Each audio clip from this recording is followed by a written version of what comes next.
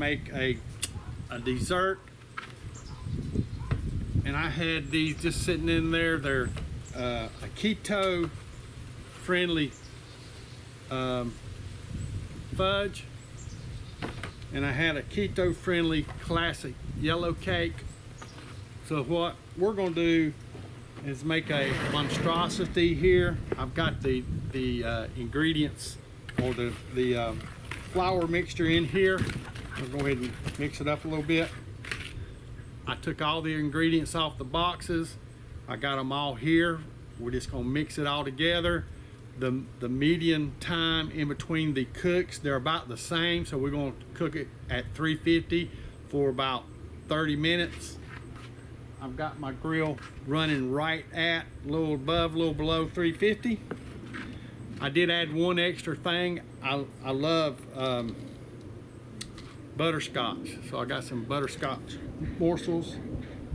So we're going to go ahead and put those in there.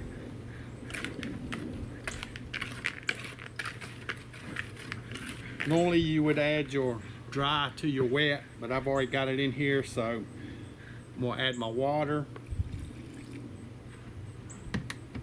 my eggs,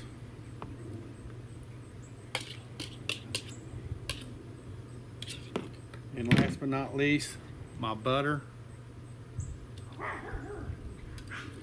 Now this would still be keto other than those nibs. So if you had some semi-sweet or unsweet chocolate nibs, this whole dessert would be keto.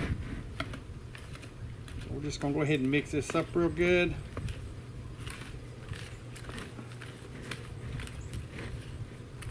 This could be a masterpiece or it could be a dud. So we don't know yet. Go ahead and we got our aluminum pan, we're gonna put it in.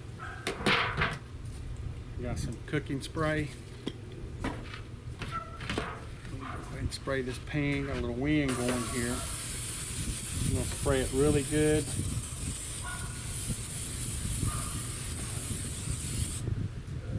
I'm gonna go ahead and put it in the pan.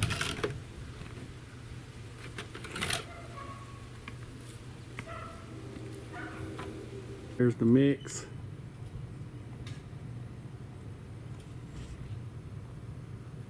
Alright, I'm gonna go ahead and get it on the grill.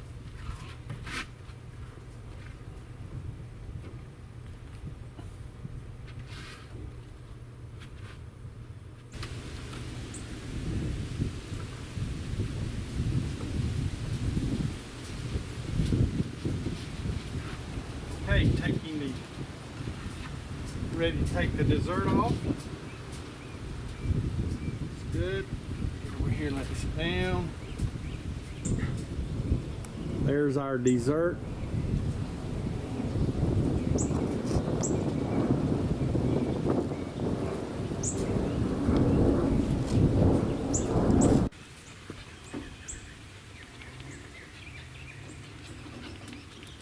The keto dessert, that whatever I made, has great texture to it. I couldn't go by I used the cooking time and temp as just a set point. Once I went past that set point, it wasn't done. I had to crank it up to 400. It took about 10 more minutes. Let's go. Ooh, wow. That was pretty good. It's gonna be crumbly, I think, but it's very. It is. It's damp. It's moist. It's. You can taste you need the. to put it in a bowl. Yeah, ice cream. It's pretty good with ice cream. You can taste those butterscotch is really through that.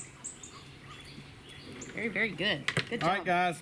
Again, just showing you can cook everything outside if you have the appropriate grill, and if you know how to manage your temperatures, which they're very easy to dial in once you get the hang of your grill. And most stuff when we do like this, you're kind of doing an offset cook, other than the chicken. Yeah, even the chicken was really offset because I had the burners on up under it, but I had them blocked off, so still offset cook.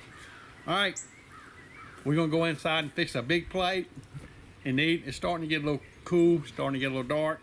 We'll see you guys next time. Thank y'all for coming to Old Country Cooks. Please subscribe, share, like. Leave us a comment, some thumbs up, and most important of all, y'all come back.